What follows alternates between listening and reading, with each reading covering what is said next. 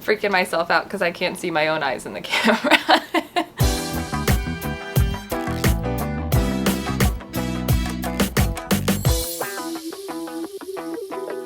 Hello everybody, my name is Julia Pasqua and welcome back to Lilith's Attic. That's right, it's Tarot Card Tuesday, and this week's card is the Chariot.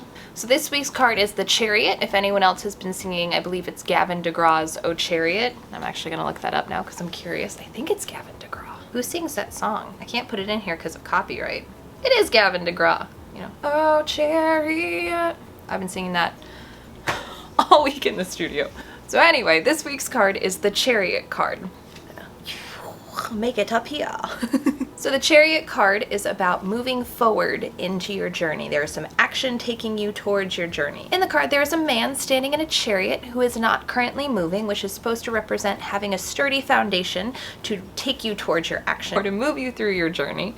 He has two lion sphinx types creatures seated in front of his chariot, which are supposed to represent opposing forces. So like if you are moving forward with something, you could have two things that you're deciding between, or you're stuck in between two decisions, and then this chariot is pulling you forward through those decisions. So if you pull the card upright, it means that you are balancing those opposing forces or figuring out which direction to go. The night sky on top of him is supposed to provide guidance through the stars on this journey, on this momentum forward, some kind of big step, whether it be a change or a decision that you finally made. The chariot is taking you towards it. If you pull this card in reverse, never know if I do that correctly or not, it can mean that you are being pulled between the two opposing forces, that you can't really decide what to do, or you feel like it's out of your control. You feel that things are moving way too quickly and you can't properly decide or properly pilot this chariot into the direction that you want to go. Versus if you pull it upright,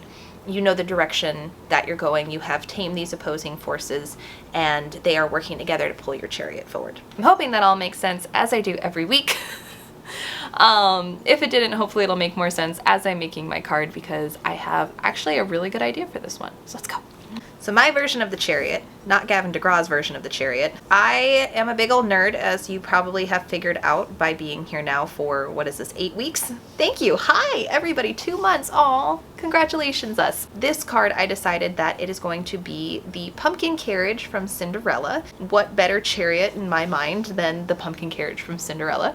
I think that's also a very great story of opposing forces. There's her old life of servitude to this new life of becoming a princess, and I believe it is the second Cinderella, if anyone's that big of a nerd and has watched all the sequels like I have, where she's feeling kind of out of sorts in the castle. She feels like her life is changing very rapidly, out of her control. So I feel like it's a good representation of these two opposing forces. If you pull the card in reverse, how your life is being propelled in a direction so quickly you're trying to catch up with it. But it's also a good representation of your life going in a good direction. She is going toward a better life than her life of servitude. Her chariot is being pulled forward into a brighter future for herself. So like the sturdy builtness, I'm just making up words. You're just here for me to make up words, right?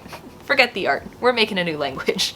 So for the sturdiness of her carriage, or the chariot, I like to put her in that part where it's turning back from the beautiful carriage that took her to the ball to this pumpkin that it started out as. That's why on one side we have an actual wheel, and on the other side we have the vine that twirls to kind of look like a wheel, showing the two opposing forces of her life. Instead of having the stars guide her, we have a little bit of the sparkles to symbolize her fairy godmother and the fairy godmother's guidance. I think that's a very similar type of guidance in the original Chariot. And I have Mr. Coachman here. If you remember from the legend, from the movies, from the stories, from the many tellings of Cinderella, her coachmen, her horses, all started out as lizards and mice. So we have the coachman sitting here holding up little Gus Gus, little mouse. And Gus Gus is on the pumpkin side, and the coachman is kind of just seated, feet planted in the middle, trying to pilot this chariot.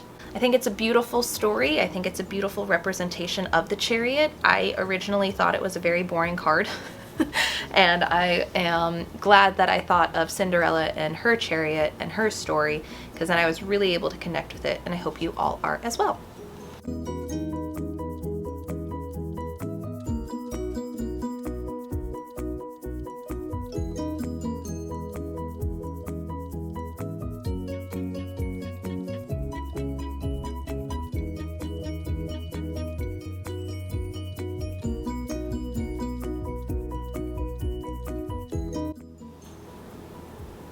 there we have it. Card number 7, Chariot, check. Thank you guys always for being here. Please remember, like, subscribe below. There is a link in the description box if you want to be on a list for pre-ordering these cards when they are ready. And I've asked you in the previous week to please comment down below if you were thinking about any of these cards as prints, as I am in the works with something special. So this week, you guys, go forward. Remember to tame those opposing forces. Take hold of your chariot. Take the reins. Look to those around you for guidance. Thank you guys always for being here, and I will see you next week. Bye.